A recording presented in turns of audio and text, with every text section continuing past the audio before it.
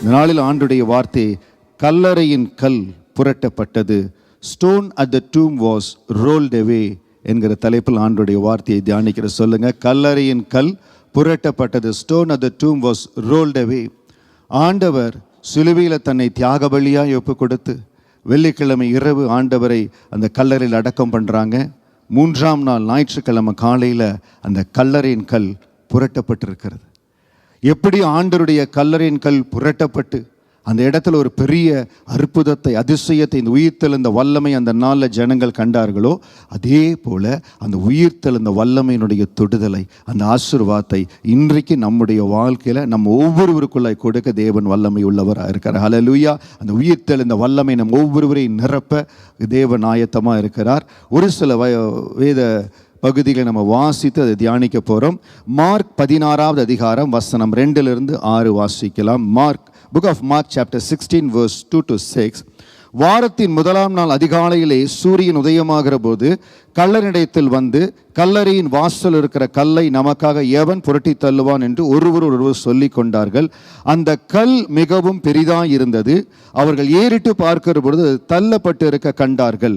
அவர்கள் கல்லறைக்குள் பிரவேசித்து வெள்ளையங்கி தரித்தவனாய் வலது பக்கத்தில் உட்கார்ந்திருந்த ஒரு வாலிபனை கண்டு பயந்தார்கள். அவன் அவர்களை நோக்கி, பயப்படாதிருங்கள், சிலுவையில் அறையப்பட்ட நசரேயனாகிய இயேசுவை தேடுகிறீர்கள். அவர் உயிர்த்தெழுந்தார், அவர் இங்கே இல்லை, இதோ அவரை வைத்த இடம். இயேசுவை நேசிக்கிற, இயேசுவுக்கு பிரியமாயிருந்த 2 சகோதரிமார், 1வது வசனம் சொல்லுகிறது, மார்க் 16 முதல் வசனம், ஓய்வு நாளான பின்பு மகதனா மரியாளும் யாக்கோப்பின் தாயாகிய மரியாளும் சலாமே என்பவளும் அவருக்கு சுகந்த வர்க்கம் இருக்கும்படி அவைகளை வாங்கி கொண்டு அவர்கள் கடந்து போனார்கள். அந்த கல்லறைக்கு போகணும், ஏசப்பாவை கல்லறையில் வச்சிருக்கிறாங்க, சுகந்த வர்க்கம் இருக்கும்படியாக வாசனை பொருட்களை எல்லாம் வாங்கிட்டு இந்த சகோதரிமார் போகிறாங்க. அவங்க கடந்து போகிற பொழுது அவங்களுக்குள்ள பேசிட்டு போகிறாங்க. என்ன பேசிட்டு போகிறாங்கன்னா, 3வது 4வது வசனம், கல்லறையின் வாசல் இருக்கிற கல்லை நமக்காக எவன் புரட்டி தள்ளுவான் என்று ஒருவர் சொல்லி கொண்டார்கள். அந்த கல் ரொம்ப பெருசாக இருக்குமே, அந்த கல் மிகவும் பெரிதாக இருக்கிறது. அவர்கள் ஏறிட்டு பார்க்கிற பொழுது அது தள்ளப்பட்டு இருக்க கண்டார்கள். அந்த 2 சகோதரிமாருக்குள்ள அவங்க பேசிட்டு போகிறாங்க. நம்ம அந்த கல்லறையில் ஆண்டவரை பார்க்க போகிறோம். ஆனால் அந்த கல் யார் நம்மளுக்கு புரட்டி தள்ளுவாங்க? Who will roll it for me? எனக்கு யார் அந்த கல்லை புரட்டி தள்ள போகிறாங்க? அது ரொம்ப பெரிய கல்லாக இருக்குது, பெரிய கல்லறை. அது யாருமே உள்ள அவ்வளவு சீக்கிரம் அதை எடுக்க முடியாதபடி பெரிய கல்லாக வைத்து அது முத்திரித்து இருக்கிறாங்க. ஏனென்றால் அந்த நாளில் இருந்த அதிகாரிகள் அவங்க ராஜா கிட்ட போய் சொல்கிறாங்க, இயேசுவை அவங்க சீஷைகள் தூக்கிட்டு போயிடுவாங்க, ரொம்ப பாதுகாப்பாக வைக்கணும் அப்படின்னு சொல்லி பெரிய பாறை கல்லை எடுத்து வைக்கிறாங்க. ஆனால் அந்த கல் எப்படி பெரிதாக இருக்கிறது, யார் தள்ள முடியும் சொல்லி அவங்க பேசிட்டு போகிறாங்க. அவங்க அந்த இடத்துல போய் பார்க்குற பொழுது அது தள்ளப்பட்டு இருக்க கண்டார்கள். பாருங்க, அந்த 2 சகோதரிமார் அவங்க போகிற பொழுது பெரிய கல்லாக இருக்குது, எனக்கு யார் அதை புரட்டி தள்ள போகிறாங்க? இன்னைக்கு தேவனுடைய ஆலயத்துக்கு இந்த உயிர்த்தெழுந்த நாளில் தேவனுடைய ஆசீர்வாதத்தை பெற்றுக்கொள்ளும்படியாய் வந்திருக்கிறோம். எப்படி அந்த சகோதரிமார் அந்த கல் எனக்கு யார் புரட்டி தள்ள போகிறாங்க? அதுபோல நம்முடைய வாழ்க்கையிலும் நிறைய இடத்துல புரட்டப்படாத, தள்ளப்படாத நம்பிக்கையற்ற சூழ்நிலைகள் இருக்கிறது, சில பயங்கள் இருக்கிறது, சில போராட்டங்கள் இருக்கிறது. இந்த காரியத்தை யார் எனக்கு தள்ளுவாங்க? ஏதோ ஒரு சிறையிருப்பில் இருக்கிறோம், ஏதோ இடத்துல நான் கட்டப்பட்ட மாதிரி இருக்கிறேன், யார் இந்த இதை எனக்கு ஒரு நம்பிக்கை கொடுப்பாங்க? யார் எனக்கு நம்பிக்கை கொடுப்பாங்க? இந்த வாழ்க்கையில் யார் நம்பிக்கை கொடுப்பாங்க? யார் இந்த கல்லை, நம்பிக்கை இல்லாத அவ நம்பிக்கைங்கிற கல்லை, அந்த பயங்கர கல்லை யார் புரட்டி தள்ளுவாங்க? அந்த கல்லை மார்க் அதிகாரத்தில் நம்ம பார்த்த அந்த கல்லை யார் புரட்டி தள்ளினாங்களோ அதே போல என்னுடைய கல்லை ஆண்டவர் புரட்டி தள்ளுவார். ஹல்லேலூயா. மார்க்ல அவங்க பேசிட்டு போறாங்க. மார்க் அதிகாரத்தில் யார் எனக்கு புரட்டி தள்ளுவாங்க? எவன் புரட்டி தள்ளுவான்? Who will roll for me? மிகவும் பெரிதாக இருக்கிறது, அது தள்ளப்பட்டு இருக்க கண்டார்கள். அன்பான தேவஜனமே, இன்னைக்கு நம்ம சில காரியத்தை பார்க்கிறோம். Who is going to give me the favor? Who is going to help me? I have a big burden, I have a big hurdles. என்னுடைய போராட்டம், என்னுடைய தடை பெருசா இருக்குது. சில வேளைகள் நம்மளுக்கு தெரியாது, பெரிய போராட்டம். ஆண்டவரை அறியாத நாட்கள்ல இருந்த எங்கள் வாழ்க்கையில பெரிய போராட்டம் இருந்தது. இந்த போராட்டத்திலிருந்து எப்படி விடுதலை பெற முடியும்? இந்த போராட்டத்திலிருந்து யார் விடுதலை கொடுப்பாங்க? எங்க போனா விடுதலை நடக்கும்? எத்தனையோ இடங்களுக்கு தேடி அலைந்தோம். இன்னைக்கு பாருங்க, ஏதோ ஒரு இடத்துக்கு போகிறோம், ஒரு டாக்டர்கிட்ட போகிறோம், டயக்னைஸ் பண்ணுறாங்க, சில சமயத்தில் சரியாக பண்ணுறதில்ல, நம்மளுக்கு ரிசல்ட் இல்லை, உடனே என்ன பண்ணுறோம், வேறு டாக்டர் மாற்றலாம். இல்லாவிட்டால் ஒரு இடத்துல சொல்கிறாங்க, இல்லை நீங்கள் இப்படிப்பட்ட சர்ஜரியில் கடந்து போகணும், செகண்ட் ஒப்பீனியனுக்கு போகிறோம். நம்முடைய இருதயம் என்ன செய்யுது, யார் எனக்கு ஒத்தாசையாக இருப்பாங்க, who will give me the favor, who will roll for me, அதே தான் அவங்களும் யோசிச்சுட்டு போகிறாங்க. அது பெரிய கல்லாக இருக்குது, யார் புரட்டி தள்ளுவாங்க. இன்னைக்கு எந்த இடத்துல உங்கள் சிந்தனையில் இன்றைக்கு இந்த 2026 4வது மாதத்தில் எந்த காரியம் உங்களுக்கு முன்பாக பெரிய கல்லாய், ஒரு பெரிய தடையாய், இல்லை பல நாள் மாறல, யார் இதை தள்ளுவாங்க, யார் இதை புரட்டி தள்ளுவாங்க? மிகவும் பெரிதாக இருக்கிறதே. நீங்கள் பார்க்குற தடை, நீங்கள் பார்க்குற போராட்டம், உங்களுக்கு இருக்கிற சேலஞ்ச் ரொம்ப பெருசாக இருக்குதா?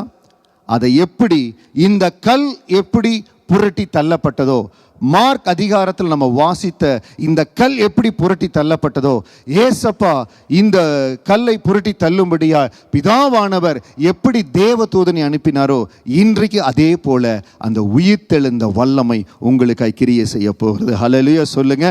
நான் பார்க்குற தடை, நான் பார்க்குற கல், உங்களுக்கு முன்பாக இருக்கிற அந்த கல் எவ்வளவு பெருசாக இருந்தாலோ, அந்த கல்லறையின் கல் எப்படி புரட்டப்பட்டதோ அதே போல எனக்கு முன்பாக இருக்கிற தடை புரட்டப்படும். Hallelujah. My hurdles will be rolled away. The stone at the tomb was rolled away.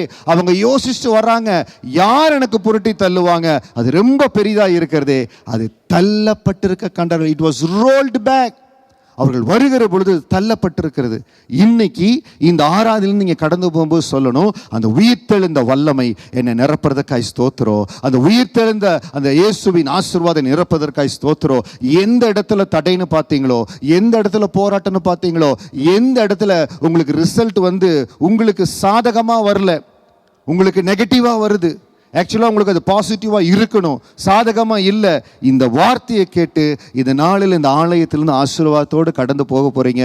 நீங்கள் போய் பார்க்க போகிறீங்க, அது தள்ளப்பட்டிருக்க கண்டார்கள். நீங்கள் போய் பார்க்கிற பொழுது the stone will be rolled away. ஹல்லேலூயா. எல்லா கல்லும் தள்ளப்பட போகிறது. ஹல்லேலூயா. எப்படி அந்த கல் எப்படி தள்ளப்பட்டது? மத்தேயு புஸ்தகம் 28வது அதிகாரத்தில் வசனம் 1-3 வரை வாசிக்கிறோம். எப்படி அந்த கல் தள்ளப்பட்டது? பெரிய கல்லா இருந்தது. அந்த 2 சகோதரிமாரும் பேசிட்டு போறாங்க, யார் நம்மளுக்கு தள்ளுவாங்க, அது பெரிய கல்லா இருக்குது. வாசிப்போம். ஓய்வு நாள் முடிந்து வாரத்தின் 1ஆம் நாள் விடிந்து வருகையில் மகதனா மரியாளும் மற்ற மரியாளும் கல்லறையை பார்க்க வந்தார்கள். அப்பொழுது பூமி மிகவும் அதிரும்படி கர்த்தருடைய தூதன் வானத்திலிருந்து இறங்கி வந்து வாசல் இருந்த கல்லை புரட்டி தள்ளி அதன் மேல் உட்கார்ந்தான். அவனுடைய ரூபம் மின்னல் போலவும் அவனுடைய வஸ்திரம் உறைந்த மலையை போலும் வெண்மையாக இருந்தது. ஹல்லேலூயா. 2வது வசனம், பூமி மிகவும் அதிரும்படி கர்த்தருடைய தூதன் வானத்திலிருந்து இறங்கி வந்து வாசல் இருந்த கல்லை புரட்டி தள்ளி. அவங்க கடந்து வருவதற்கு முன்பாகவே தேவதூதன் கடந்து வந்து அந்த கல்லை புரட்டி தள்ளி இருந்தார். தேவதூதனை பிதாவானவர் அனுப்பி வைத்திருந்தார். என்னுடைய சுத்தத்தின்படி, என்னுடைய விருப்பத்தின்படி என் மகன் இயேசு அவர் கடந்து போயிருக்கிறார், பாடுகளில் கடந்து போயிருக்கார். இந்த உலகத்தில் இருக்கிற எல்லாருடைய பாவத்தையும் சுமந்து தீர்க்கிற ஆட்டுக்குட்டியா. கடந்த குட் ஃப்ரைடே சர்வீஸில் உங்களோடு அதை பகிர்ந்து கொண்டேன். எதற்காக இயேசு சிலுவைக்கு போனார்? நான் ஆண்டவருக்குள் வருவதற்கு முன்பாக, ஆண்டவரை ஏற்றுக்கொள்வதற்கு முன்பாக எனக்கு இருந்த அறிவு, எனக்கு இருந்த அண்டர்ஸ்டாண்டிங், இயேசு கிறிஸ்துவனுடைய கடவுள், அவங்களுக்காக ஏதோ சிலுவையில் போயிருக்கார். ஆனால் வேதத்தில் அவரை குறித்து வாசித்த பொழுது, அந்த ரட்சிப்பின் அனுபவத்தை பெற்ற பொழுது, இந்த உலகத்தில் பிறக்க போகிற உலகத்தின் எல்லாருக்காக ஆண்டவர் சிலுவையில் போயிருக்கிறார், சிலுவையின் மேலே ஏறி இருக்கிறார். இன்னைக்கு அந்த கிருபை எல்லாருக்கும் ஆண்டு கொடுக்க வல்லமை உள்ளவராக இருக்காருங்க. ஒவ்வொருவரையும் ஆண்டவர் நேசிக்கிறார். இந்த வார்த்தையை கேட்கிற நீங்க இயேசுவை ஏற்றுக்கொண்டிருக்கிறீங்களோ இல்லையோ, ஆண்டவர் உங்களை நேசிக்கிறார். எந்த இடத்துல இந்த வார்த்தையை கேட்டுக்கொண்டாலும் ஆண்டவர் உங்களை நேசிக்கிறார். அன்றைக்கு அந்த எருசலேம் நகரில் அந்த கல்லறையில் இருக்கிற கல்லை புரட்டும்படியா ஒரு தேவதூதனை அனுப்பினார். இன்னைக்கு நம்ம நிறைய இடத்துல நம்பிக்கையற்ற நிலைமைகள் நம்முடைய வாழ்க்கையில் இருக்குதுங்க. We go through a lot of circumstances. நம்பிக்கையற்ற நிலைமை, சிறையிருப்பின் அனுபவம், பயப்படுகிற ஒரு பயம், நம்பிக்கையற்ற நிலைமை. எனக்கு நம்பிக்கை இல்லை, இந்த வாழ்க்கையில் நான் நல்லபடியாக வந்துடுவேனா, இந்த வாழ்க்கையில் ஜெயிச்சிருவேனா. லைஃப்பில் ஃபெயிலியர்ஸ் வரும். We will go through some failures. But remember, when Jesus is in our life, all the failures are temporary. Hallelujah. எல்லாவற்றையும் ஆண்டு தற்காலிகமா தான் வைத்திருப்பார். Before knowing Jesus, I went through miserable failures. But I thought I'm going to end my life like that. But when Jesus touched my life, when Jesus entered my life, ஆண்டவர் எங்கள் வாழ்க்கையில் கடந்து வந்த பொழுதுதான் எல்லா தோல்விகளை ஆண்டவர் ஜெயமாய் மாற்றினார். எந்த இடத்துல எல்லாம் உலர்ந்த எலும்புகள் போல் இருந்ததோ உயிரடைய பண்ணினார். எந்த இடத்துல வறண்டு போய் கிடந்ததோ அந்த இடத்துல செழிப்பை ஆண்டவர் கொடுத்தார். நம்பிக்கையற்ற நிலைமை எங்க இருக்குதோ இன்றைக்கு உங்களுக்கு சொல்லுகிறேன், இந்த லைஃப்ல எனக்கு நம்பிக்கை இல்லைப்பா, எனக்கு ஒரு பிடிப்பு இல்லை பாஸ்டர், ஏதோ வாழ்ந்து கொண்டிருக்கிற இந்த வார்த்தையை கேட்குற ஒரு சிலர் நீங்கள் மனதில் நினைத்து கொண்டிருக்கிறீங்க. இந்த ஆராதனைக்கு வருவதற்கு முன்பாக இந்த ஆராதனை வார்த்தையை கேட்கறதுக்கு முன்னாடி சில பேர் சொல்லிக்கிறீங்க, ஏதோ வாழ்ந்து கொண்டிருக்கிற வாழ்க்கை போகிறபடி போகட்டும், I am just moving on. அந்த நம்பிக்கையற்ற நிலைமை இருக்கக்கூடாது. இயேசு உங்கள் வாழ்க்கையில் கடந்து வந்தால், எதற்காக ஆண்டவர் உங்களை இந்த பூமி கொண்டு வந்தார், எதற்காக தாயின் கர்ப்பத்தில் உங்களை தெரிந்து கொண்டார், எதற்காக தேவன் உங்களை பிரித்தெடுத்தார், what is the purpose of my life in this earth என்பதை ஆண்டவர் புரிய வைப்பார். நம்பிக்கையற்ற நிலைமை யாருக்கு இருக்குன்னா, எதற்கு வாழ்ற, ஏன் வாழ்ற அப்படிங்கிற ஒரு நம்பிக்கையற்ற நிலைமை எங்காவது இருந்ததுன்னா இந்த நாளின் வார்த்தை உங்களுக்கு ஆசீர்வாதமாக இருக்குங்க. சிறையிருப்பின் அனுபவம், ஏதோ ஒரு இடத்துல, ஒரு சின்ன இடத்துல நான் கட்டப்பட்டு இருக்கிறேன், இந்த இடத்துல இருந்து யார் என்ன விடுதலையாக்குவாங்க எனக்கு தெரியல, ஏன் ஒரு பவுண்டரி, லிமிட்டட் பவுண்டரிக்குள் நான் இருக்கிறேன். ஒரு சிறையிருப்பின் அனுபவம், ஆண்டவர் இந்த உயிர்த்தெழுந்த வல்லமை அதற்கு உங்களுக்கு பதிலை கொண்டு வரும். பயப்படுதல், ஏனோ தெரியல, இனம் புரியாத ஒரு பயம். சில வேளை சொல்றாங்க பாருங்க, பிள்ளைகள் படிக்கிறதுல நிறைய நேரம் சொல்றாங்க எனக்கு பயமா இருக்கு. அது ஓகே, அது எக்ஸாமினேஷன் ஃபியர். ஆனால் வாழ்க்கையை சந்திக்கிற பொழுது, எக்ஸாமினேஷன்ல படிக்கிறதுல பயம் வரல, ஓகே, ஆனால் வாழ்க்கையை சந்திக்கிற பொழுது இனம் புரியாத ஒரு பயத்தில் கடந்து போவோம். அப்பொழுதெல்லாம் அந்த உயிர்த்தெழுந்த வல்லமையின் இயேசுவானவர் நம்மோடு இருக்கிற பொழுது பெரிய காரியங்களை நமக்காய் செய்வார். இந்த நாள் நான் உங்களுக்கு கொண்டு வருகிற வேத பகுதியில் அந்த நம்பிக்கையற்ற நிலைமையிலையும் சிறையிருப்பின் அனுபவத்திலையோ என்ன பயமாக இருந்தாலோ இன்றைக்கு அந்த கல்லெல்லாம் புரட்டப்பட போகிறது. என்னோட கூட கரங்களை வைத்து ஆசித்து சொல்லுங்க, என்ன நம்பிக்கையற்ற நிலைமையினாலோ என் ஆண்டவர் புரட்டி போட போறார். என்ன பயத்து நிலைமையினாலும் என் ஆண்டவர் புரட்டி போட போறார். என்ன சிறையிருப்பின் காரியங்களாலும் என் ஆண்டவர் புரட்டி போட போறார். எங்கிருந்தாலும் எங்களோட சொல்லுங்க, அந்த உயிர் தெழுந்த வல்லமை, கல்லறையின் கல் எப்படி புரட்டப்பட்டதோ என் ஆண்டவர் என் வாழ்க்கையில் இருக்கிற எல்லா தடைகளை என் ஆண்டவர் புரட்டி போடுவார். All the stones in my life will be rolled away. ஆண்டவர் எல்லா தடைக்கற்களை மாற்றுவார். கவனமாய் இந்த வார்த்தையை நீங்க கவனிக்கிற பொழுது தேவன் உங்களை ஆசீர்வதிப்பார். அப்போஸ்தலர் 27வது அதிகாரத்தில், புக் ஆஃப் ஆக்ட்ஸ் சாப்டர் 27, இந்த அதிகாரத்தில் ஆண்டவருடைய சீஷனாகிய பவுல் என்ற ஒரு சீஷன் இருந்தார். ஆண்டவருக்கென்று ஊழியத்தை செய்கிற பவுல் தேவனுக்கென்று பெரிய காரியங்களை செய்யும்படியாக ஓடிக்கொண்டிருந்தார். அவருடைய வாழ்க்கையில் ஒரு நம்பிக்கையற்ற நிலைமை வந்ததுங்க. There was a situation which was very hopeless. இதற்கப்புறம் எனக்கு வாழ்றதுக்கு நிலைமையே இல்லை, ஒரு ஹோப்லெஸ் சிச்சுவேஷன். அது எப்படின்னா, அவங்க ஒரு கப்பல் யாத்திரையில் போகிறாங்க. அவர்கள் கைதிகளாக கொஞ்சம் பேர் இருக்கிறாங்க. அவங்கள ஒரு இடத்துலேருந்து இன்னொரு இடத்துக்கு கப்பலில் கொண்டு போகணும். அந்த கப்பல் யாத்திரையில் போகிறாங்க. அந்த கப்பல் யாத்திரை, இந்த சீ ஜேர்னி ஆரம்பிக்கிறதுக்கு முன்னால் அவர் சொல்லுகிறார், நம்ம புறப்படுகிற இந்த பிரயாணம் ஏதுவல்ல, இட் இஸ் நாட் ரைட். ஒரு காட்ஸ் கவுன்சில் கடந்து வருகிறது, ஒரு தேவனுடைய ஆலோசனை கடந்து வருகிறது. இந்த பிரயாணத்தை நீங்கள் எடுக்காதீங்க. இன்னைக்கு ஒரு வேளை உங்களுக்கு அந்த தேவ ஆலோசனை கடந்து வந்திருக்கலாம். ஒரு சில வருடங்களுக்கு முன்பாக ஒரு சாட்சி நான் கேட்டேன். ஒரு குடும்பத்தில் ஒரு மகளுக்காக திருமண காரியத்திற்காக ஜெபிக்கிறாங்க. அந்த தாயார் ஜெபிக்கிறாங்க, 40 நாள் உபவாசம் இருந்து ஜெபிக்கிறாங்க. ஒரு வரன் வருகிறது, ஒரு கான்டாக்ட் வருகிறது. அது வருகிற பொழுது அந்த தாயார் ஜெபித்து அந்த ஜெபத்தில் ஆண்டவர் கிளியரன்ஸ் கொடுக்கல. ஆனால் அந்த மகள் என்ன செஞ்சா, எனக்கு அதுதான் வேணும்னு சொல்லி she entered into that relationship. ஆரம்பத்தில் நல்லா இருக்கிற மாதிரி இருந்தது. ஆனால் நாட்கள் ஆகிற பொழுது there was a different turning point. ரொம்ப கடினமாக இருந்தது. ஆனால் இயேசு அவங்க வாழ்க்கையில் நம்பிக்கையாக இருந்தனால அந்த மகள் வாழும்படியாக தேவன் கிருபை கொடுத்தார். இன்னைக்கு தேவ ஆலோசனை கடந்து வருகிறது. இந்த கப்பல் யாத்திரை ஆரம்பிக்கிறதுக்கு முன்னால் அவங்களுக்கு ஒரு ஆலோசனை கடந்து வந்தது, இந்த பிரயாணத்தை ஆரம்பிக்க வேண்டாம், ஒருவேளை இன்றைக்கு இந்த தொழிலை ஆரம்பிக்க வேண்டாம், இந்த பார்ட்னர்ஷிப்பில் இருக்க வேண்டாம், இல்லை இந்த காரியத்தை செய்ய வேண்டாம்னு சொல்லி எங்காவது ஒரு தேவ ஆலோசனை வந்திருக்கலாம். சில வேளைகள் நம்ம என்ன செய்கிறோம், என் ஃப்ரெண்ட்ஸ் சொல்கிறாங்க, என்னுடைய ரொம்ப க்ளோஸ் ரிலேஷன் சொல்கிறாங்க, நான் எப்படி வேண்டான்னு சொல்கிறேன்னு சொல்லி அந்த ஆலோசனையை வேண்டான்னு நிராகரித்து நம்ம இந்த காரியத்தில் கடந்து போகிறோம். அப்படி இவர்கள் கடந்து போனாங்க. ஒரு கப்பல் யாத்திரையில் ஆண்டவர் ஒரு லீடிங் கொடுக்குறாரு, நீங்கள் போகாதீங்கப்பான்னு சொல்லி. இருந்தாலும் அவங்க கடந்து போகிறாங்க. கடந்து போன பொழுது ஒரு 30-40 மைல் இருக்கிற பக்கத்து தீவுக்கு அவங்க போகணும். ஆனால் ஒரு பெரிய காற்றடித்து ஒரு 600 மைலுக்கு அந்த பக்கம் பெரிய டிஸ்டன்ஸில் அவங்கள கடலுக்கு அந்த காற்று கொண்டு போயிடுது. அவங்க வாழ்க்கை முடிகிற நிலைமையில் இருக்கிறாங்க. ஒரு நம்பிக்கையற்ற நிலைமை.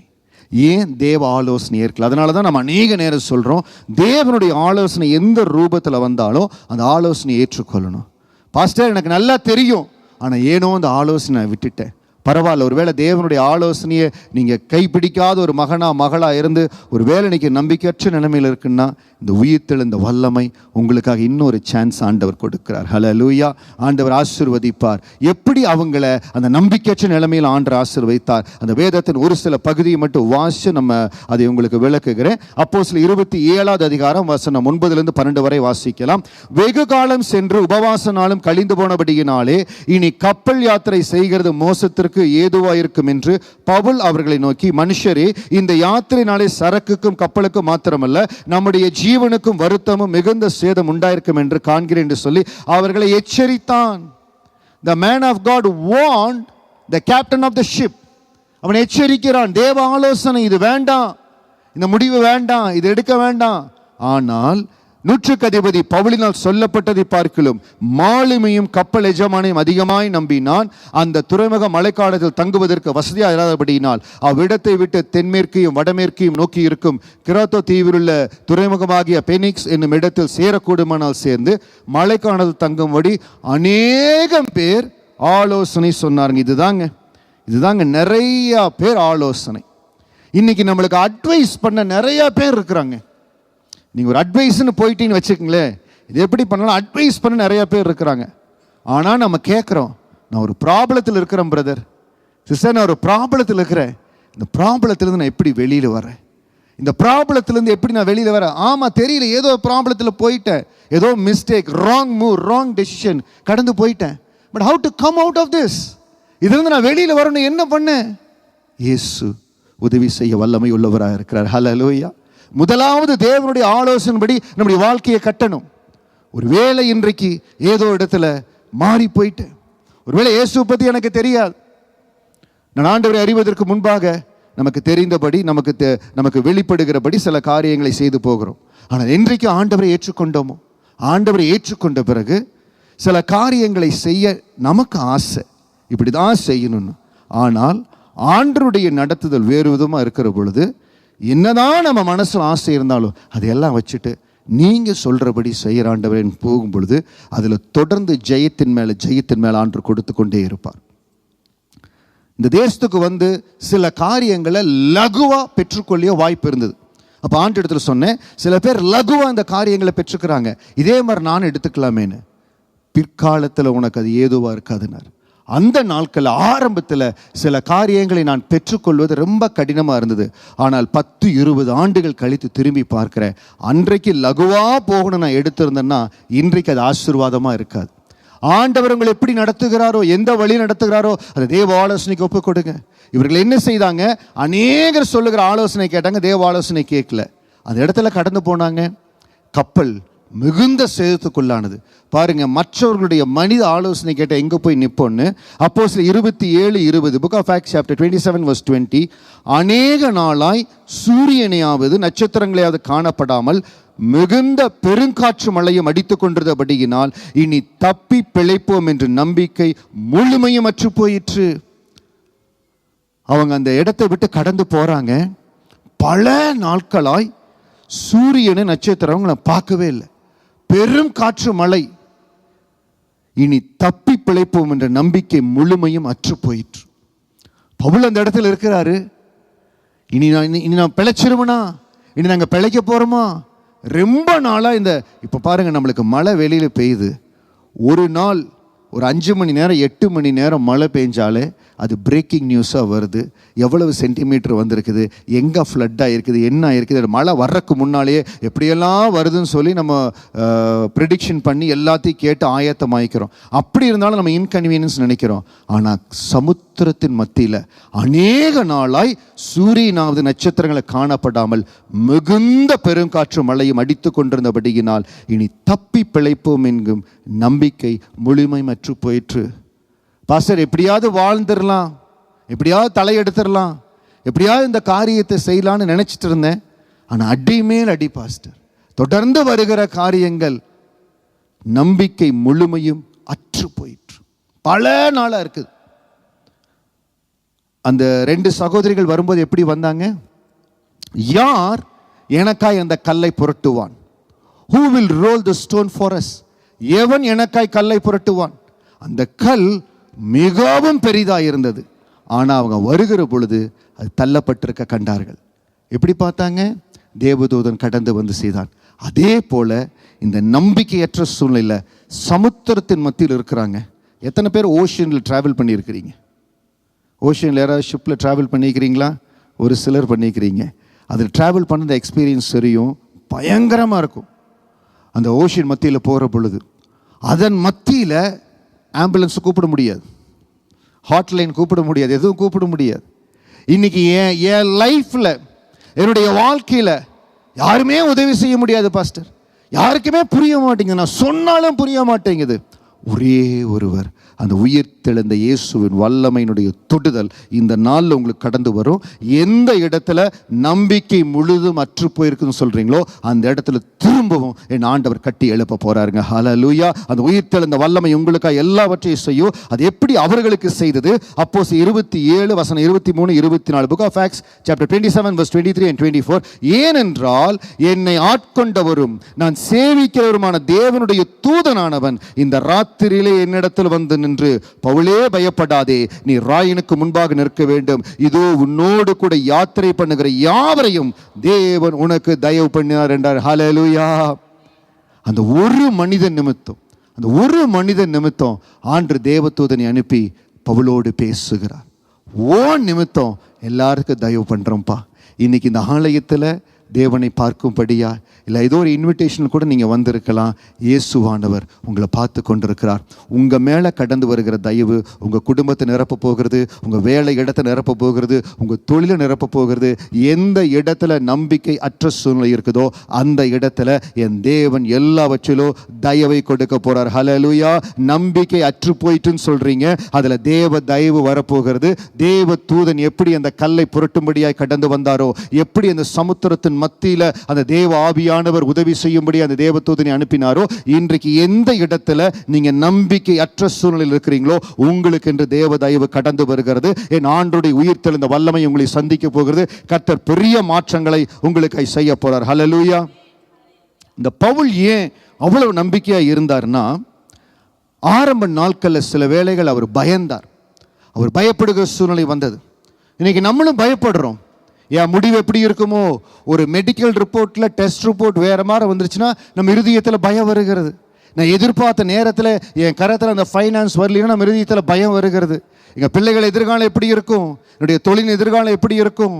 இன்றைக்கு தேசங்களுக்கு தேசம் போர் வருது, நிறைய இடத்துல அந்த பயம் இருக்கிறது. பவுலும் அப்படி பயந்தார்.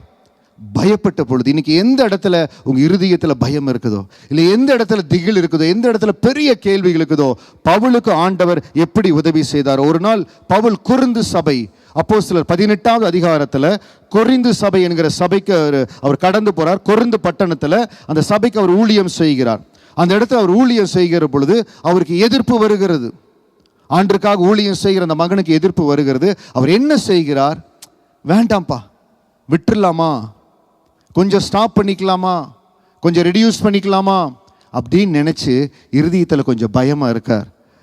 அப்போஸ்தலர் 18வது அதிகாரம் வசனம் 9 - 10 வாசிக்கலாம். Book of Acts chapter 18 verse 9 and 10. ராத்திரியிலே கர்த்தர் பவுலுக்கு தரிசனமாகி, நீ பயப்படாமல் பேசு, மௌனமாயிராதே, நான் உன்னுடனே இருக்கிறேன், உனக்கு தீங்கு செய்யும்படி ஒருவனும் உன்மேல் கை போடுவதில்லை, இந்த பட்டணத்தில் எனக்கு அநேக ஜனங்கள் உண்டு என்றார். நீ பயப்படாம, அப்போஸ்தலர் 18 9 10, நீ பயப்படாம பயப்படாமல் பேசும், மௌனமா இராதே, நான் உன்னுடனே இருக்கிறேன், நான் உன் கூட இருக்கிறேன். இந்த பகுதியை வாசிக்கிற பொழுது யோசிச்சேன், பவுலா பயப்படுறார்? பவுல் எப்படிப்பட்ட மனிதர், எதற்கு துணிந்து நின்றாரே. ஆனால் இந்த 18வது அதிகாரத்துக்கு முன்பாக வாசிக்கிற பொழுது நிறைய கஷ்டத்தில் கடந்து போறார். கல்லால் அடிக்கப்படுகிறார், மிகுந்த துன்பப்படுத்தப்படுகிறார். அதன் மத்தியில் எல்லாம் அவர் கடந்து போய் கொரிந்து பட்டணத்துக்கு வந்த பொழுது அவர் ரொம்ப கஷ்டத்தோடு பயத்தோடு இருக்கார். 1 கொரிந்தியர் 2வது அதிகாரம் 3வது வசனத்தில் பார்க்கலாம். அவர் சொல்லுகிறார், 1 Corinthians chapter 2 verse 3, அல்லாமலும் நான் பலவீனத்தோடும் பயத்தோடும் மிகுந்த நடுக்கத்தோடும் உங்களிடத்தில் இருந்தேன். அவரே சொல்றார், நான் பயத்தோட நடுக்கத்தோடு உங்களிடத்தில் இருந்தேன். இன்றைக்கு எந்த காரியம் உங்க இருதயத்தில் பயத்தை, நடுக்கத்தை, கலக்கத்தை கொடுத்து கொண்டிருக்குதோ அந்த காரியங்கள் எல்லாம் மாறும்படியா என் ஆண்டவர் உதவி செய்வாருங்க. எல்லாருக்கும் பயம் இருக்கும். பாஸ்டர், உங்களுக்கு பயம் இருக்குதா? ஏதோ சில இடத்துல கடந்து போகும்போது சில சூழ்நிலைகளில் எல்லாருக்கும் அந்த பயம் வரும். இது நடக்குமா, இது சரியா வருமா, இந்த முடிவு எடுக்கிறேன்னு இது சரியா இருக்குமா, இது கரெக்டா பண்ணலாமா? அந்த பயம் வருகிற பொழுது நீங்க சொல்லணும், ஆண்டவரே நீங்க என்னோட கூட இருங்க, என்னை வழி நடத்துங்க. இந்த இடத்துல இந்த அப்போஸ்தலர் 18வது அதிகாரத்துல பவுல் நினைக்கிறார், விட்டுறலாமா, ஸ்டாப் பண்ணிடலாமா இந்த இடத்துல ஊழியத்தை? யோசிக்க தோணும். இன்னைக்கு ஒருவேளை நீங்க யோசித்து கொண்டிருக்கலாம், இவ்வளவு நாள் பிரயாசப்பட்டு இந்த காரியத்தை பண்ணிட்டு இருக்கிறேன், விட்டுறலாமா? கிவ் அப் பண்ற மோட்ல எங்கெல்லாம் இருக்கிறீங்களோ உங்களுக்கு சொல்றேன், நீங்க பயப்படாதீங்க, நான் உன்னுடனே இருக்கிறேன்னு ஆண்டவர் இன்றைக்கு பவுலுக்கு சொன்னது போல உங்களோடே கூட ஆண்டவர் இருக்கிறார். ஹல்லேலூயா. உங்களை சந்திக்கும்படியா, உங்களை பலப்படுத்தும்படியா, உங்களை உருவாக்கும்படியாக தான் இந்த இடத்துக்கு ஆண்டவர் கொண்டு வந்திருக்கிறார். பவுல் யோசிச்சு கொண்டிருந்தார், விட்டுறலாமா, என்னால் முடியல, ரொம்ப எதிர்ப்பா இருக்குது, ரொம்ப போராட்டம் இருக்குது. எந்த இடத்துல ரொம்ப போராட்டத்தை பார்க்குறீங்களோ, எந்த இடத்துல உங்களுக்கு மிகுந்த போராட்டம் இருக்குதோ அந்த இடத்துல ஏசப்பா அந்த உயிர்த்தெழுந்த ஆண்டவர் உங்க மத்தியில கடந்து வந்து உங்க கரத்தை பிடிச்சு உங்களை நடத்துகிற ஒரு அற்புதமான மாதம் இது. ஹல்லேலூயா. எத்தனை பேர் இது ரிசீவ் பண்றீங்களோ உங்க இருதயத்தில் உங்க கரத்தை வைத்து சொல்லுங்க, நீங்க என்னோடு இருப்பதற்காக ஸ்தோத்திரம். எவ்வளவு போராட்டத்தில், எவ்வளவு நெருக்கத்தில், எவ்வளவு கண்ணீரில் நான் கடந்து போனாலும் நீங்க என்னோடு இருக்கிறீங்க ஆண்டவரே, நான் உன்னோடு இருக்கிறேன்னு சொன்னவர் என்னோடு கூட இருக்கிறீங்க. பவுலுக்கு சொன்ன ஆண்டவர் என்னோடு கூட இருக்கிறீங்க. நீங்க என்னோடு இருந்து செய்கிற காரியம் அது பயங்கரமா இருக்க போறதுக்காய் ஸ்தோத்திரம். என் ஆண்டவர் என்னை மகிமையை நடத்த போறதுக்காய் ஸ்தோத்திரம். நான் உன்னுடனே இருக்கிறேன், உனக்கு தீங்கு செய்யும்படி ஒருவனும் உன்மேல் கை போடுவதில்லை. இந்த பட்டணத்தில் எனக்கு அநேக ஜனங்கள் உண்டு என்றார். எப்படி அநேக ஜனங்கள் உண்டு, எந்த இடத்துல உன் மேல கை போட முடியாதுன்னு சொன்னாரோ அதே ஆண்டவர் எல்லா இடத்துல உங்களோட கூட இருந்து நடத்த போறார். இன்னொரு இடத்துல பாருங்க, அப்போஸ்தலர் 23வது அதிகாரம் 11வது வசனத்துல, Book of Acts chapter 23 verse 11, அன்று ராத்திரியிலே கர்த்தர் பவுலின் அருகே நின்று, பவுலே திடன்கொள், நீ என்னை குறித்து எருசலேமிலே சாட்சி கொடுத்தது போல ரோமாவிலும் சாட்சி கொடுக்க வேண்டும் என்றார். ராத்திரியிலே கர்த்தர் பவுலின் அருகே நின்று. பாஸ்டர், நான் சொல்ல முடியாத பயத்தோட, சொல்ல முடியாத நடுக்கத்தோட இந்த 4வது மாதம் எனக்கு எப்படி இருக்குமோன்னு யோசித்து கொண்டிருந்தீங்க. பவுலின் அருகிலே நின்று, அன்று ராத்திரியிலே கர்த்தர் பவுலின் அருகே நின்று, பவுலே திடன்கொள்னு சொன்னது போல உங்களை பார்த்து உங்க அருகாமையில் இருந்து அந்த உயிர்த்தெழுந்த வல்லமையின் பிரசன்னம் இருக்கிற இந்த ஆலயத்தில் கர்த்தர் இந்த இடத்துல இருந்து உங்களுக்கு சொல்லுகிறார், திடன் கொள்ளுங்கள், திடன் கொள்ளுங்கள், திடன் கொள்ளுங்கள். உலகத்தை நான் ஜெயித்தேன், இந்த உலகத்தில் உங்களுக்கு உபத்திரவம் உண்டு, ஆனாலும் திடன் கொள்ளுங்கள், இந்த உலகத்தை நான் ஜெயித்தேன். தைரியமா இருங்க, திடன் கொள்ளுங்க, ஆண்டவர் உங்களோடு கூட இருக்கிறார். பாஸ்டர், இந்த இடத்துல எனக்கு ரொம்ப பயமா இருக்குதே, இந்த சூழ்நிலை எப்படி மாறும், இந்த காரியங்கள் எப்படி மாறும், இந்த தீர்ப்பு எப்படி மாறும், இவர்கள் எனக்கு எப்படி மாறுவாங்க, இந்த காரியங்கள் எனக்காக வைத்திருக்கிறாங்க, இந்த ப்ரொமோஷன் எனக்காக இருக்கிறது, எனக்கு குறிக்கப்பட்ட நன்மை எனக்காக இருக்கிறது, இந்த காரியங்கள் எல்லாம் எனக்காக எப்படி மாறப்போகிறது. நீங்க திடன் கொள்ளுங்க, எல்லாம் உங்களுக்கு சாதகமாய் என் ஆண்டவர் மாற்றி கொடுப்பார், உங்களுக்கு நன்மையாய் கர்த்தர் மாற்றி கொடுப்பார். எந்த நம்பிக்கையற்ற சூழ்நிலையானாலும் எப்படி தேவதூதனை அனுப்பி ஆண்டவர் இந்த சமுத்திரத்தின் மத்தியில் பவுலை பலப்படுத்தினாரோ, எந்த இடத்துல கொரிந்து பட்டணத்தில் பவுல் பயப்பட்ட பொழுது தேவன் பவுலை பலப்படுத்தினாரோ அதே ஆண்டவர் இன்றைக்கு நம்ம மத்தியில் இருக்கிறார். ஹல்லேலூயா. அதே வல்லமை நம்ம மத்தியில் கிரியை செய்து தைரியமா இருங்க. கடைசியா இந்த சிறைப்படுகிற அனுபவம், நாம சில காரியங்களை தேடி போறதில்லை, ஆனால் சில வேளைகள் நம்ம சிறைப்பட்ட அனுபவத்தில் வந்துடுறோம். ஏன் இந்த இடத்துல நான் மாட்டிட்டு இருக்கிறேன், ஏன் இந்த இடத்துல சிறைப்பட்டு இருக்கிறேன், அப்படி ஏதாவது நீங்கள் நினைக்கலாம். ஒருவேளை ஃப்ரெண்ட்ஸ் மத்தியில் கூட இருக்கலாம், இல்லை உங்கள் ஃபைனான்ஸ் சில இடத்துல மாட்டி இருக்கலாம்.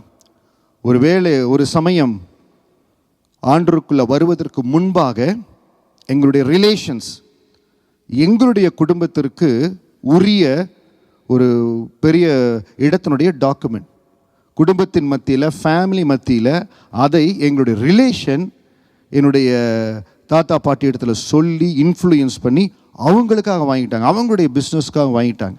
அது சிறைப்பட்டு விட்டது. அந்த டாக்குமெண்ட் சிறைப்பட்டுருச்சு. அதை மீட்ட முடியாது. ஆண்டருக்குள் வருவதற்கு முன்பாக, ஆண்டருக்குள் வந்த பிறகு அதற்காக ஜெபித்தோம். ஆண்டவரே, அந்த ஆசீர்வாதம் சிறைப்பட்டுருச்சு, நீங்கள் தான் மீட்டு கொடுக்கணும். ஆண்டவர் அற்புதமாக மீட்டு கொடுத்தார். அது எப்படி தெரியுங்களா மீட்டு கொடுத்தார்? அது மீட்டு கொடுத்த பொழுது ஆண்டவர் சொன்னார், இது எப்படி தெரியாமல் எடுத்துகிட்டு வந்தாங்க, அவங்க எடுத்து உங்களுக்கு கொடுக்குறோங்கிறது தெரியாமையே அவங்க கொடுத்தாங்க. ஏன்னா ஆண்டவர் அவங்களை அப்படி நடத்தினார்.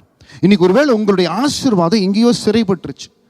எனக்கு வர வேண்டிய ப்ரொமோஷன், எனக்கு வர வேண்டிய ஒருவேளை உங்களுடைய ஷேர், ஏதோ ஒரு ஆசீர்வாதம் சிறைப்பட்டுருச்சு. இன்றைக்கு நீங்கள் சொல்லணும், இன்றைக்கு ஏசப்பா இடத்துல நான் ஜெபித்து அந்த உயிர்த்தெழுந்த இந்த வல்லமையின் பிரசனத்தில், அந்த உயிர்த்தெழுந்த இந்த வல்லமையின் அபிஷேகத்தில் நான் கடந்து போக போகிறேன். நீங்கள் கடந்து போக போகவே எல்லா தடைகளும் மாறும். நீங்கள் கடந்து போக போகவே அந்த சகோதரிகள் சொல்லி கொண்டு வந்தாங்க பாருங்க, யார் எங்களுக்காக கல்லை புரட்ட போகிறாங்க, கல் பெரிதாக இருக்கிறது, யார் எனக்காக இதை மீட்டு கொடுக்க போகிறாங்க, பெரிய அசைன்மெண்ட்டாக இருக்குது. அவர்கள் போன பொழுது அவர்கள் இந்த இடத்துல அவர்கள் தள்ளப்பட்டு இருக்க கண்டார்கள். when they move there they saw it was rolled back. நான் உங்களுக்கு சொல்லுகிறேன், இன்னைக்கு நீங்க ஆண்டவருடைய சமூகத்தில், ஆண்டவரே இந்த வார்த்தையை நான் ரிசீவ் பண்ணி கொள்ளுகிறேன், என்னுடைய ஆசீர்வாதம், என்னுடைய நன்மை. சில பேர் என்ன செய்கிறோம், நம்முடைய நகைகளை ஃப்ரெண்ட்ஷிப்னால, ரிலேஷனால சில பேர் கொடுக்குறோம். கொடுத்து அவங்க திருப்பி கொடுப்பாங்கிற நம்பிக்கையில் கொடுக்குறோம். சிறைப்பட்டு போகிறது, ஆசீர்வாதம் சிறைப்பட்டு போகிறது. இன்னைக்கு எந்த ஆசீர்வாதம் சிறைப்பட்டு போயிருந்தாலும், உங்களுக்கு வர வேண்டிய நன்மை, ஆசீர்வாதம் எது சிறைப்பட்டிருந்தாலோ ஆண்டவர் உங்களுக்கு மீட்டு கொடுப்பார். அது எப்படி தெரியுங்களா மீட்டு கொடுப்பார்? பேதுருவை அற்புதமான சிறைச்சாலையிலிருந்து ஆண்டவர் மீட்டார். இன்னொரு சீஷர் பவுல் எப்படி ஆண்டருக்கு மகிமையாக ஊழியம் செய்தாரோ, அதே போல பேதுரு என்கிற ஒரு சீஷர் ஆண்டருக்காய் ஊழியம் செய்தார். அவர் என்ன செய்தாங்க, முதல் ஒரு முறை எருசலேமில் அவரையும் யோவான் என்கிற சீஷர் 2 பேர் கொண்டு போய் ஜெயிலில் வச்சுட்டாங்க. ஆண்டு நைட்டில் தூதனை அனுப்பி ஜெயிலேருந்து வெளியில் கொண்டு வந்துட்டார். பூட்டின பிரிசன் அப்படியே இருக்குது, ஆனால் அவர் வெளியே கொண்டு வந்துட்டார். அதனால் அவர் பார்த்தாவே எல்லாருக்கும் பயம். அதனால என்ன பண்ணாங்க, 2வது கொஞ்ச நாட்கள் கழித்து அவரை பிடிச்சாங்க பாருங்க.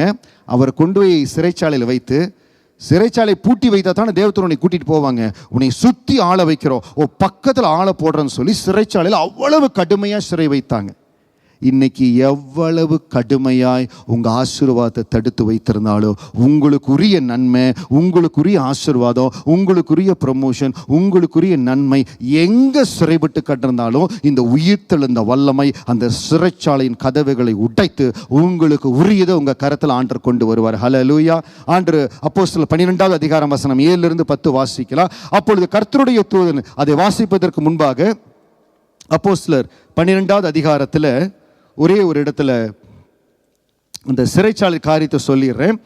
வசனம் 4, 5 வாசிக்கலாம். Book of Acts chapter 12 verse 4 and 5. அவனை பிடித்து சிறைச்சாலையிலே வைத்து பஸ்கா பண்டிகைக்கு பிறகு ஜனங்களுக்கு முன்பாக வெளியே கொண்டு வரும் என்று அவனை காக்கும்படி வகுப்புக்கு 4 போர் சேவராக ஏற்படுத்தி 4 வகுப்புகளின் வசமாக ஒப்புவித்தான். 16 பேர், ஆனால் 4 மெம்பர்ஸாக ஆர்மி அந்த ஆஃபீஸர்ஸை வைத்து மிகுந்த பாதுகாப்பாக அவங்கள வைக்கிறாங்க. பேதுருவை வைக்கிறாங்க. 5வது வசனம், அப்படியே பேதுரு சிறைச்சாலையில் காக்கப்பட்டார்கள். சபையார் அவனுக்காக நோக்கி ஊக்கத்தோட ஜெபம் பண்ணினார்கள். இன்னைக்கு ஆண்டவர் உங்களுக்கு ஜெபிக்கும்படியாக ரெகபோத்து கொண்டு வந்திருக்கிறார். இந்த ரெகபோத் ஊழியத்தில் கடந்த 40 நாட்கள் நாங்கள் ஜெபித்திருக்கிற ஜெபம், இந்த இடத்துல ஆண்டவர் கொடுத்திருக்கிற விடுதலையின் அபிஷேகம் உங்களுக்கு இந்த விடுதலையை கொண்டு வரும். 6வது வசனம் பாருங்க, ஏரோது அவனை வெளியே கொண்டு வரும்படி முன்குறித்த நாளுக்கு முந்தின நாள் ராத்திரியிலே பேதுரு 2 சங்கிலிகளாலே கட்டப்பட்டு, 2 கையும் காலையும் 2 சங்கிலிகளால கட்டி இருக்கிறாங்க.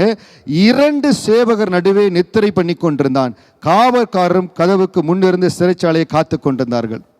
அவருக்கு லெஃப்ட்லேயும் ரைட்லேயும் பிரிசன் ஆஃபீஸர்ஸ் நிற்கிறாங்க, வெளியிலையும் நிற்கிறாங்க. அவர் எங்கேயும் நகர முடியாதபடி இருக்கிறாங்க. அவர் நல்லா கொரட்டி விட்டு தூங்கிட்டு இருக்கிறார். அவர் தூங்குறத பார்த்து இவங்களுக்கு கஷ்டமா இருக்குது. அவர் அந்த அளவுக்கு நல்ல டீப் ஸ்லீப்ல இருக்கிறார். சுத்தியும் பாதுகாப்பு இருக்குது. ஆண்டவர் எப்படி விடுதலையாக்க போறார்? சிறைப்பட்ட அனுபவம். ஏன் தெரியுங்களா அவ்வளவு டீப் ஸ்லீப்ல இருக்கிறாரு? அவருக்கு தெரியும், என்னை காக்கணும்னு ஆண்டவர் முடிவு பண்ணிட்டாருன்னா எப்படி வேணாலும் என்னை விடுதலையாக்க ஆண்டவர் வல்லமை உள்ளவர். இன்னைக்கு நம்ம யாரெல்லாம் இவ்வளவு நாள் எனக்கு தூக்கமே வரல பாஸ்டர், எனக்கு தூக்கமே வரல, இன்னைக்கு உங்களுக்கு நல்ல தூக்கத்தை ஆண்டவர் கொடுக்க போறார், நல்ல நிம்மதியை கொடுக்க போறார். தேவ சமூகத்தில் நல்லா தூங்கணும். ஆண்டவர் இந்த பலனை கொடுக்கணும், ஆண்டவர் இந்த கிருபையை கொடுப்பார். ஆண்டவர் என் காரியங்களை பொறுப்பெடுத்துக் கொள்வார். நான் எதை குறித்து கவலைப்பட மாட்டேன். உங்களுக்கு ரொம்ப டவுட்டாக இருந்ததுன்னா தூங்க முடியாது வந்து அப்போஸ் 2:6 வாசி பாருங்க. 2 சங்கிலிக்கு மத்தியில், 2 பிரிசன் ஆஃபீஸர்ஸ்க்கு மத்தியில் எப்படியே அந்த மனுஷன் தூங்கினாரு. அந்த சமாதானத்தை எனக்கு கொடுங்க ஆண்டவரை, அந்த பிரச்சனை நிரப்பிட்ட ஆண்டவர் நல்ல அப்படி தூங்கிட்டு இருக்கிறாரு. எப்படி ஆண்டவர் விடுதலை ஆக்கினார் பாருங்க. இன்னைக்கு எப்படி அவரை விடுதலை ஆக்கினாரோ அதே போல உங்க ஆசீர்வாதம் எங்க சிறைப்பட்டிருக்குது, எங்க தடைப்பட்டிருக்குதோ என் ஆண்டவர் விடுதலை ஆக்குவார். 7வது வசனத்திலிருந்து வாசிக்கலாம் வேகமா. அப்பொழுது கர்த்தருடைய தூதன் அங்கே வந்து நின்றான், அறையிலே வெளிச்சம் பிரகாசித்தது. அவன் பேதுருவை விழாவிலே தட்டி சீக்கிரமாய் எழுந்திரு என்று அவனை எழுப்பினான். உடனே சங்கிலிகள் அவன் கைகளிலிருந்து விழுந்தது. கர்த்தருடைய தூதன் வந்து அறையிலே வெளிச்சம் பிரகாசித்தது. இந்த அறையின் வெளிச்சம் இந்த இடத்துல ரெகபோத் ஊழியத்துல கடந்த வாரத்திலேயே பிரகாசிச்சிருச்சு. ஏசாயா 60:1-2 வசனத்தை ஆண்டவர் இந்த ஜெபத்தில் கொடுத்து எழும்பி பிரகாசி உண்மையில் ஒளி வந்தது, கர்த்தருடைய மகிமை உண்மையில் உதித்தது என்று இந்த ஒளி, இந்த பிரகாசம் அப்போஸ்தலர் 12:7 வருகிற ஒளி இந்த ஊழியத்தின் மேல் ஆண்டவர் ஏற்கனவே கொடுத்து விட்டார். இருள் பூமியும் காரிருள் ஜனங்களையும் மூலம், ஆனாலும் கர்த்தர் உண்மையில் உதிப்பார், கர்த்தருடைய மகிமை உண்மையில் காணப்படும் என்று ஆண்டவர் வாக்கு கொடுத்து அந்த மகிமையினால் நிரப்பி இருக்கிறார். நீங்க உட்கார்ந்து இருக்கிற இடம் சாதாரணமான இடம் அல்ல.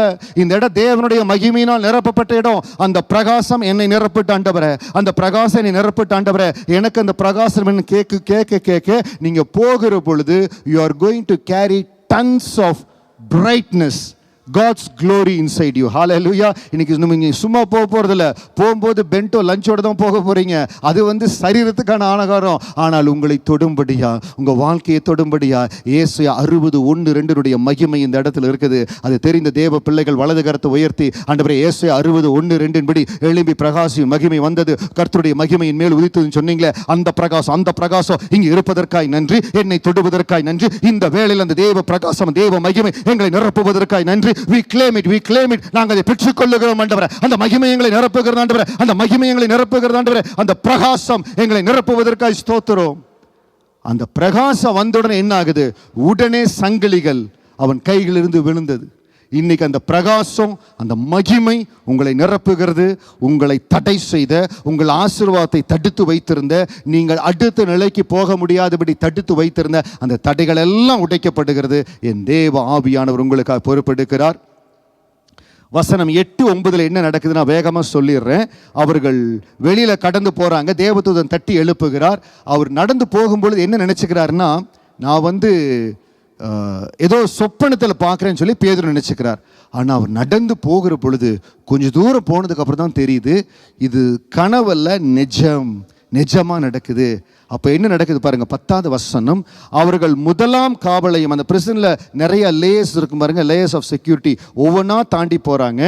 அவர்கள் முதலாம் காவலையும் 2ஆம் காவலையும் கடந்து நகரத்துக்கு போகிற இருப்பு கதவண்டையிலே வந்த பொழுது அது தானாய் அவர்களுக்கு திறவுண்டது. ஹல்லேலூயா, என்னோட கூட சொல்லுங்க, அது தானாய் அவர்களுக்கு திறவுண்டது, அது தானாய் அவர்களுக்கு திறவுண்டது. அதன் வழியா அவர்கள் புறப்பட்டு ஒரு வீதி நெடுக நடந்து போனார்கள். உடனே தூதன் அவனை விட்டு போய்விட்டான். தானாய் அந்த இருப்பு கதவு திறக்கப்பட்டது. அந்த இருப்பு கதவு தானாய் திறக்கப்பட்டது. ஆண்டவர் வழி வாசலை திறந்து கொடுத்தார். இன்றைக்கு ஏசாயா 60வது அதிகாரம் வசனம் 1-2 இருக்கிற அந்த பிரகாசம், அந்த மகிமை இந்த ஊழியத்தில், இந்த ஆலயத்தின் மேல் இருக்குது. அந்த மகிமை உங்களை நிரப்பிக் கொண்டிருக்கிறது. எந்த இடத்துல உங்கள் ஆசீர்வாதம் தடை செய்யப்பட்டிருந்ததோ, எந்த இடத்துல நீங்கள் எடுத்துக்கொள்ள முடியாதபடி உங்களுக்கு உரியது, உங்களுக்கு உரிய நன்மை, உங்களுக்கு உரிய ஆசீர்வாதம், அது உங்களுக்கு சேர வேண்டியது. பேரா இருக்கலாம், ரெகக்னேஷனாக இருக்கலாம், உங்களுடைய போனஸாக இருக்கலாம், இல்லாவிட்டால் உங்களுடைய சொத்தா இருக்கலாம், உங்களுக்கு சேர வேண்டியது. You deserve it. ஆனால் அது கிடைக்க முடியாதபடி அதை தடை செய்து வைத்திருந்தாங்க. இன்றைக்கு அந்த தேவ மகிமை நம்மை நிரப்பி இருக்கிறது. அந்த தேவ மகிமை நிரப்பி இருக்கிற நேரத்தில் கர்த்தர் அந்த மகிமையினால் எல்லாவற்றையும் நிரப்பி, அந்த பிரகாசம், அந்த ஒளி வந்த உடனேயே அந்த தேவ தூதன், 7வது வசனம் வாசிக்க, கர்த்தருடைய தூதன் அங்கே வந்து நின்றான். அறையிலே வெளிச்சம் பிரகாசித்தது. போன வாரமே தூதன் வந்து இங்கே நின்று அந்த ஒளியை பிரகாசிக்க வச்சு நீங்கள் வர்றதுக்கு முன்னாலேயே அந்த ஒளி இந்த இடத்துல இருக்குது. நீங்கள் செய்ய வேண்டிய ஒரே காரியம், ஆண்டவரே ஏசாயா 60:1 இருக்கிற அந்த ஒளி என் மேலே வரட்டும், அந்த மகிமை என்னை நிரப்பட்டும், என் குடும்பத்தை நிரப்பட்டுன்னு சொல்லி இப்போ நான் உங்களை ஜெபத்தில் நடத்துகிற பொழுது, நீங்கள் ஜெபிக்கிற பொழுது நம்ம திருவிருந்துக்காய் கடந்து போகிறோம். அது முடித்த பிறகு நான் உங்களுக்கு ஜெபிக்க போகிறேன். அப்போ ஜெபிக்கிற பொழுது நீங்கள் சொல்லணும், ஆண்டவரே அந்த பிரகாசிக்கிற ஒளி, அந்த மகிமை, தேவ மகிமை என்னை மகிமையினால் நிரப்புகிற அந்த தேவ மகிமை என்னை நிரப்பட்டு ஆண்டவரே, ஒரு காரியத்தை மனதில் வைத்து நீங்கள் ஜெபிக்கணும். அந்த தேவ மகிமையினால் என்னை நிரப்புன்னு சொல்லுகிற பொழுது எந்த காரியங்கள் உங்கள் தடைகளை வைத்திருக்கிறதோ, எந்த காரியங்களுக்கு தடையாக இருக்குதோ, அந்த தடைகளுடைய சங்கிலிகள் எல்லாம் உடனே சங்கிலிகள் அவன் கைகளிலிருந்து விழுந்தது. நீங்கள் சொல்ல சொல்ல அந்த சங்கிலிகள் எல்லாம் தெரிபடும். நீங்கள் இந்த நாளுக்கு பிறகு அதே வேலை இடத்துக்கு போவீங்க, இல்லை குறிக்கப்பட்ட காரியத்தை கேட்பீங்க. இவ்வளவு நாள் நீங்கள் கேட்டீங்க, உங்களுக்கு ரெஸ்பான்ஸ் கொடுக்கவே இல்லை. இந்த ஜெபத்துக்கு பிறகு நீங்கள் ஒரு ஃபோன் கால் பண்ணுவீங்க, சூழ்நிலை மாறி இருக்கும். நீங்கள் மனதில் வைக்க தானாய் அவர்களுக்கு திறவுண்டது. நான் சொன்ன பாருங்க, எங்களுக்கு அது சேர முடியாதான்னு நினைச்சோம். கர்த்தர் அந்த ஜனங்களை நடத்தி அவங்க எப்படி எடுக்கிறாங்கன்னே தெரியாமல் எடுத்து கொண்டு வந்து எங்கள் கரத்தில் கொடுக்கும்படியாக தேவன் கிருபை செய்தார். அப்படி என் கரத்தில் ஆண்டு கொடுத்த அந்த ஆசீர்வாதத்தை எனக்கென்று வந்ததை தேவனுடைய ராஜ்யத்துக்கென்று விதைத்த. ஏன்னா கிடைக்க முடியாத ஒரு காரியத்தை தேவன் எனக்கு கொடுத்தார். அது அப்படியே தேவ சமூகத்தில் விதைத்த கர்த்தர் அதை பார்த்து நன்மையினால் கிருபையினால் நிரப்பினார். இன்றைக்கு ஒரு காரியத்தை நீங்கள் சொல்லணும், ஆண்டவரே எந்த இடத்துல என் ஆசீர்வாதம் தடைப்பட்டிருக்கோ, it may be a promotion, ஏதோ ஒரு உங்களுக்கு சேர வேண்டிய ஷேர், ஏதோ ஒரு பங்கு இருக்குது, அது என் கரத்தில் வரணும். இது நாள் வரைக்கும் வரல, பெரிய தடையாக இருக்குது. ஆண்டவரே இந்த ஊழியக்காரர் சொல்கிறது போல் அந்த சங்கிலிகள் அறுபடணும், தானாக எனக்கு கதவு திறக்கப்படணும். என்னால் முடிஞ்ச ஒரு பொருத்தனை உங்களுக்காக பண்ணுவேன். ஆண்டுக்காய் ஒரு பொருத்தனை பண்ணுங்க. எந்த இடத்துல தடை இருக்குதோ என் ஆண்டதை எல்லாம் மாற்றி போடுவார். அந்த கல் எவன் புரட்டி தள்ளுவான்னு யோசிச்சாங்க. Who will roll for me, மிகவும் பெரிதாக இருக்கிறதே, அது தள்ளப்பட்டு இருக்க கண்டார்கள்.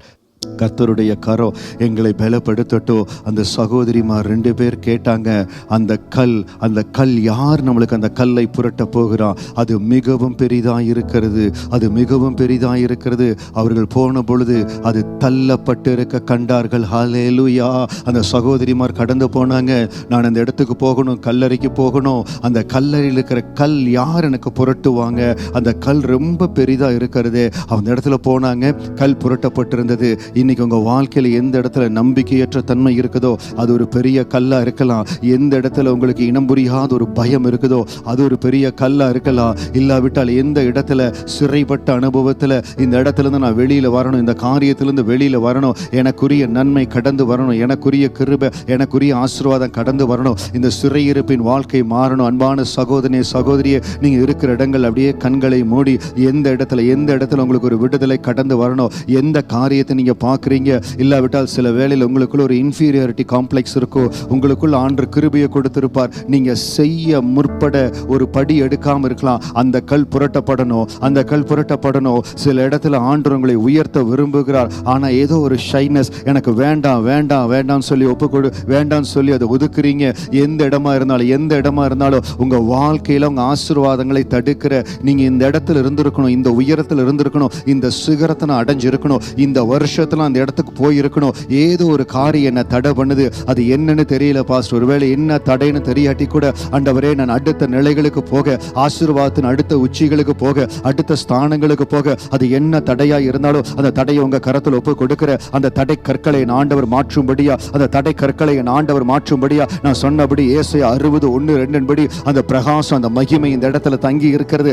ஏற்கனவே அந்த பிரகாச மகிமை இந்த இடத்துல தங்கி இருக்கிறது. அது சொல்லுங்க, எழும்பி பிரகாசியும் ஒளி வந்தது, கர்த்தருடைய மகிமை உண்மையில் உதித்தது. ஆண்டவரே உங்க மகிமை எங்க மேல் உதிக்கிறதுக்காய் ஸ்தோத்திரம், உங்க மகிமை என் மேல் உதிக்கிறதுக்காய் ஸ்தோத்திரம். சொல்லுங்க, கர்த்தருடைய மகிமை என் மேல் உதிக்கிறது, அந்த பிரகாசம் என்னை சந்திக்கிறது. எந்த இடத்தை அந்த பிரகாசம் சந்திக்கணுமோ அந்த பிரகாசம் சந்திக்கும்படியா ஜெபிக்கிற. ஒவ்வொரு மேல அந்த பிரகாசம் கடந்து வரும்படியா ஜெபிக்கிற. அந்த வெளிச்சம் ஒவ்வொரு மேல கடந்து வரும்படியா. ஓ ஹலா பாகாரா லா மாகாரா ரிபா ஹரா லா ராகாரா. ஆவியானவர் தொடும்படியா நீங்க தான் ஜெபிக்கணும். எந்த இடத்துல தடை இருக்குதோ, எந்த இடத்துல தடை இருக்குதோ, எந்த இடத்துல மாற்றம் வரணுமோ, எந்த இடத்துல அந்த கல் புரட்டப்படணுமோ, எந்த இடத்துல கல் புரட்டப்படணுமோ, ஆண்டவரே இந்த கல் புரட்டப்படுவதாக, இந்த தடை புரட்டப்படுவதாக, இந்த தடை புரட்டப்படுவதாக. இயேசுவின் நாமத்தினால அந்த தடை கற்களை என் ஆண்டவர் மாற்றும்படியா ஜெபிக்கிறோம். இன்றைக்கு நீங்க ஜெபிக்கிற ஜெபம் உங்க குடும்பத்துல மாறுதலை கொண்டு வரும், உங்க வேலையில மாறுதலை கொண்டு வரும், உங்க கையிட்டு செய்கிற பிரயாசத்துல மாறுதல் கடந்து வரும். இயேசுவின் நாமத்தினால விசுவாசத்தோடு ஜெபிங்க. இயேசுவின் நாமத்தினால சொல்லுங்க, எனக்கு மாறுதல் கடந்து வருவதற்காக ஸ்தோத்திரம். கர்த்தர் அற்புதத்தை செய்வதற்காக ஸ்தோத்திரம். இந்த ஆலயத்தில் இருக்கிற அந்த அற்புதத்தின் வல்லமை என்னை தொடுகிறது, என்னை தொடுகிறது, என்னை தொடுகிறது. ஏசாயா 60:1-2 வசனத்தின்படி ஹalleluya ஹalleluya. உண்மையில் கர்த்தர் உதிப்பார், உண்மையில் கர்த்தர் உதிப்பார். அவருடைய மகிமை உண்மையில் காணப்படும். உண்மையில் கர்த்தர் உதிப்பார். சொல்லுங்க, என் மேல கர்த்தர் உதிக்கிறார், என் மேல கர்த்தர் உதிக்கிறார், என் மேல கர்த்தர் உதிக்கிறார், என் மேல கர்த்தர் உதிக்கிறார், என் பிள்ளைகள் மேல கர்த்தர் உதிக்கிறார், எங்க வேலையின் மேல, எங்க தொழிலின் மேல, எல்லா இடத்துல தேவாவியானவர் அவருடைய மகிமை கடந்து வருகிறது. எனக்கென்று தேவ தூதர்கள் அனுப்பப்படுகிறாங்க. எனக்கென்று தேவனுடைய ஒத்தாசை கடந்து வருகிறது. சொல்லி ஜெபிங்க. எனக்காக கடந்து வருகிற ஒத்தாசைக்காய் ஜோத்திரம், எனக்காக கடந்து வருகிற ஒத்தாசைக்காய் ஜோத்திரம். தேவன் எனக்கு செய்கிற உதவிக்காய் நன்றி. தேவ உதவி என்னை தொடுகிறது. உங்களுக்கு என்ன தெரியுதோ இல்லையோ, அப்பா கிட்ட சொல்லுங்க, ஏசப்பா என்னை சந்தியோ, ஏசப்பா எனக்கு உதவி செய்யுங்கன்னு சொல்லி கேட்டா, இதுவரை இயேசுவின் நாமத்தை நீங்கள் அறியாதவர்களாக இருந்தாலும் இப்பொழுது அந்த அற்புதத்தின் வல்லமை உங்களை தொட்டு இயேசுவானவர் இந்த இடத்துல இருக்கிற ஒவ்வொருவரையும் ஆசீர்வதிக்க அவர் சுத்தமா இருக்கிறார். தேவக்கர ஒவ்வொருவர் மேல பலமா இறங்கட்டாண்டவர், ஒவ்வொருவர் மேல பலமா இறங்கட்டாண்டவர். ஆவியானவர் ஒவ்வொருவரையும் பலப்படுத்துவீராக. ரிபா ஹல்பராகாரா லாகாரா ரிபோ ஹல்பரா லாரா ஹரவா. தேவதூதன் கடந்து வந்த பொழுது அந்த ஒளி பிரகாசித்த பொழுது அந்த சங்கிலிகள் அவிழ்ந்து விழுந்தது. அந்த சங்கிலிகள் அவர் கரத்திலிருந்து கடந்து விழுந்தது.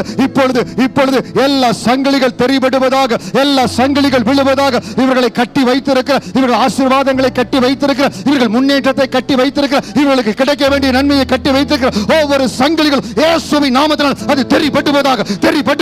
ஷஹா ரபோ பா ரலோகோ பரஷா ரிக் ரலா ஹரஷரபா. இயேசுவின் நாமத்தினால வேலையில் இருக்கிற முன்னேற்றங்கள், புதிய வேலைக்கு இருக்கிற வாய்ப்புகள், ஆண்டவரே work permit, S pass, PR, citizenship approval, ப்ராசஸ்ல இருக்கிற அப்ரூவல்கள், ஆண்டவரே கர்ப்பங்கள் திறக்கப்படுகிற அதிசயங்கள், அற்புதங்கள், பிள்ளைகளுடைய வளர்ச்சியில எங்கள் பிள்ளைகள் அந்தந்த வயதிற்குரிய அந்த வளர்ச்சி இருக்கணும் ஆண்டவரே.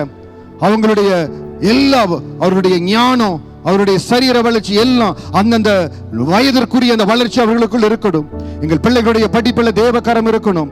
எல்லா ஆசீர்வாதத்தையும் கொடுக்க நீர் வல்லமை உள்ளவர் ஆண்டவரே. கடன் பிரச்சனைகள் ஒரு மாறுதல் வரணும். நீங்க சொல்லணும், நான் சொன்ன இடத்துல ஒருவேளை நான் சொல்ல மறந்த இடமா இருந்தாலும் ஆண்டவரே, தேவ பிள்ளைகள் கொடுத்த ஆலயத்தில் கொடுத்த ஒவ்வொரு பிரேயர் ரிக்வெஸ்டையும் உங்க கரத்துல கொடுக்கிற ஆண்டவரே, இப்பொழுது என்னென்ன காரியத்துக்காக இவர்கள் வைத்து ஜெபிக்கிறார்களோ அதில் எல்லாம் ஏசாயா 60:2 படி என்மேல் கர்த்தர் உதிப்பார், அவருடைய மகிமை என் மேல் காணப்படும். ஹல்லேலூயா.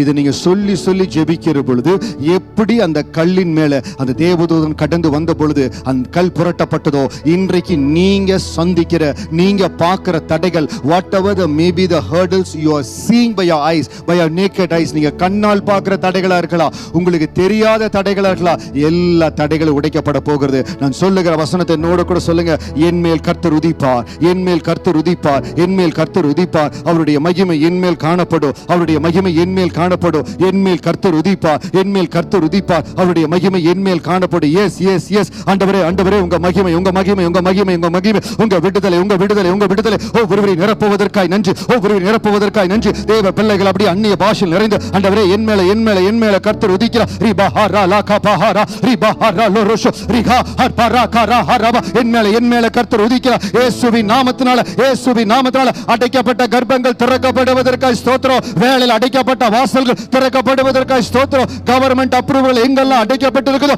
வாசல்கள் திறக்கப்படுவதற்காக ஸ்தோத்திரம். இவர்களுக்கு உரிய ஆசீர்வாதம் இவர்கள் மேல வருவதாக. ஒவ்வொரு சிரசின் மேலையும் தேவ மகிமை நிரப்பும்படியா ஜெபிக்கிற தேவனுடைய மகிமை எல்லாவற்றிலும் இவர்களுக்கு ஆசீர்வாதத்தை கொண்டு வருவதாக. கர்த்தருடைய மகிமை கர்த்தரின் மேல் உதிப்பார், அவருடைய மகிமை என் மேல் காணப்படும். பரிசுத்த ஆவியானவரே, நன்றியோடு உம்மை ஸ்தோத்திரிக்கிறேன். ஆராதனையில அந்த மகிமை ஒவ்வொருவரையும் நிரப்பி இருப்பதற்காய் நன்றி செலுத்துகிறோம்ப்பா. ஏசாயா 60:2 மகிமை ஒவ்வொருவரையும் நிரப்பி இருப்பதற்காய் நன்றி செலுத்துகிற. ஒவ்வொருவர் மேல தேவ மகிமை இருப்பதற்காய் ஸ்தோத்திரம். எல்லாம் அப்படியே 2 கரங்களை உயர்த்தி கர்த்தர் என் மேல் உதிக்கிறார். அவருடைய மகிமை என் மேல் காணப்படும். கர்த்தரின் மேல் உதிக்கிறார், மகிமை என் மேல் காணப்படும். கர்த்தாவே, நன்றியோடு உம்மை ஸ்தோத்திரிக்கிறோம். அன்பு தேவ பிள்ளைகள், எந்தெந்த இடத்துல தடைகளை பார்க்காங்களோ, எந்தெந்த இடத்துல தடை கற்களை பார்க்காங்களோ, உம்முடைய கல்லறையின் கல் புரட்டப்பட்டது போல உம்முடைய தேவ மகிமை இவர்களை நிரப்ப எந்த தடை கற்களாய் இருந்தாலோ, எந்த தடைகளாய் இருந்தாலோ, என்ன போராட்டங்களா இருந்தாலோ, இயேசுவின் நாமத்தினால அவைகள் விலகுவதற்காய் ஸ்தோத்திரம். கர்த்தர் அற்புதத்தை செய்வதற்காய் நன்றி. கரங்களை தட்டி அப்பாவுக்கு நன்றி செலுத்தி கோடி கோடி கோடி கோடி கோடான கோடி ஸ்தோத்திரம் ஆண்டவர். கோடான கோடி ஸ்தோத்திரம். கல் புரட்டப்பட்டதற்காய் ஸ்தோத்திரம். கல்லறையின் கல் எப்படி புரட்டப்பட்டதோ, அப்படி எந்த இடத்துல எல்லாம் நம்பிக்கை இல்லாம வந்தாங்களோ, எந்த இடத்துல எல்லாம் பயத்தோடு இருந்தாங்களோ, எந்த இடத்துல எல்லாம் சிறையிருப்பின் அனுபவத்தில் இருந்தாங்களோ, எல்லா கல்லும் புரட்டப்பட்டதற்காய் நன்றி. தேவனுடைய விடுதலையின் கரம் எங்களோடு கூட இருக்கிறதற்காய் நன்றி. கர்த்தாவே, நன்றியோடு உம்மை ஸ்தோத்திரிக்கிறேன்.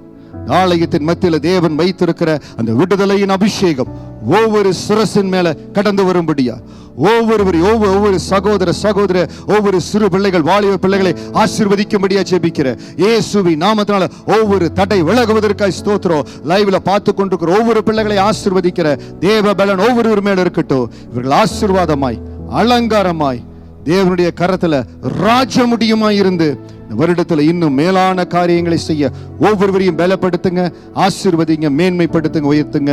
உயிர்த்தெழுந்த வல்லமையின் நாளில் ஒவ்வொருவரையும் மனதார ஆசீர்வதிக்கிற தேவ கரம் இவர்களோடு இருக்கட்டும்.